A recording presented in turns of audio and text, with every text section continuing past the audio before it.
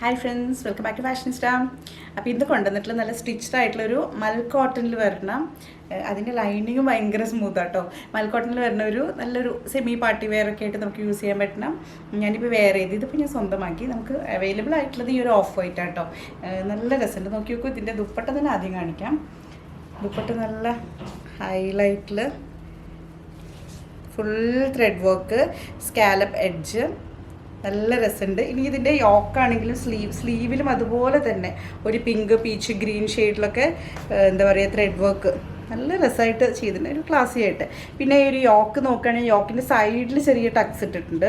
അതുപോലെ തന്നെ യോക്കിൻ്റെ ഒരു താഴ്ഭാഗത്തേക്ക് ഒരു ഗ്യാദേഴ്സ് കൊടുത്തിട്ടുണ്ട്.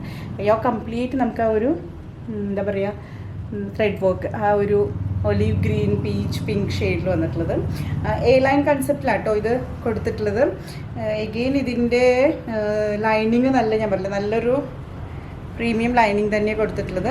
ബോട്ടം വരുന്നത് ഇങ്ങനെയാണ് ഓഫ് വൈറ്റിൽ.